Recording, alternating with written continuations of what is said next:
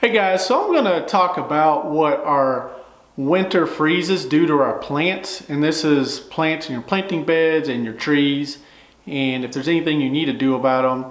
A lot of times it'll depend on the variety that you have, but if you have any of the native plants that are on our native species list for Central Texas, there's not a whole lot you really need to do.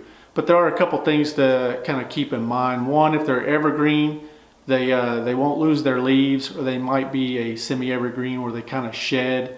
A Texas live oak is in that category where they shed their leaves in the springtime, but not all of them, just a portion. But then we have our deciduous plants, which is going to be a lot of our flowering plants, like our lantanas, plumbagos, things like that, that look great through the growing season, the warmer months. And what happens when they get that first freeze, they will, a lot of times their leaves will turn kind of blackish or gray, and they'll drop those off. The plant's not dying, it's just basically going dormant. You will get a lot of times the top part of the plant, even the branches and everything, that'll kind of die back. You can cut those back, depending on the plants that you have, and they will come back in the springtime. They just basically go dormant. Our evergreen ones, they'll grow. Some of them will grow through the winter, some will just kind of sit there, not do a whole lot, but they're still alive and doing their thing. They'll still take in water and nutrients if they are growing. So a couple things we can do when we have some cold temperatures is to make sure we're still watering our plants. You don't want to let that soil dry out and the roots be exposed to a hard freeze.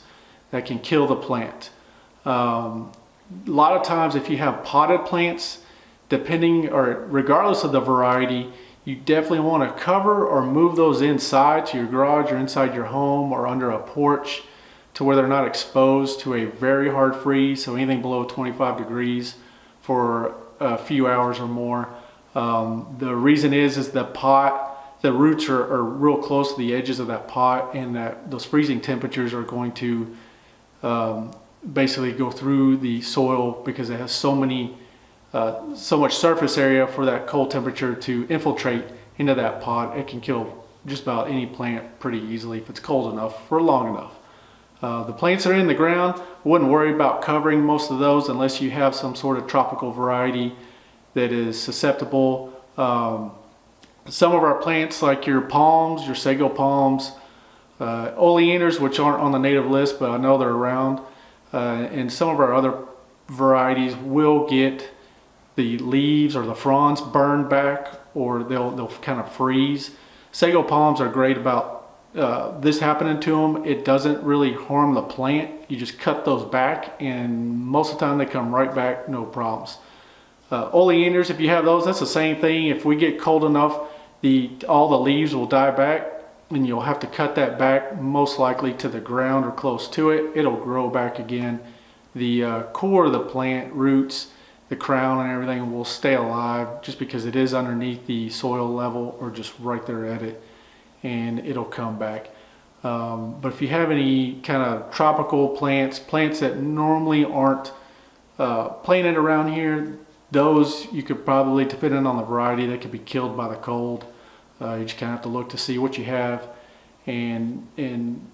or sometimes you just have to play with it, experiment. That always helps. It's a good way to learn, is experiment with different plants, see if they make it or not. But big thing is to make sure everything is watered and there's moisture in the ground before the freeze happens. And same thing with your turf. If you haven't seen that video, you can watch that one as well, kind of down the same road with that one. If you have any questions, just leave a comment below and we'll get it taken care of. Thanks a lot.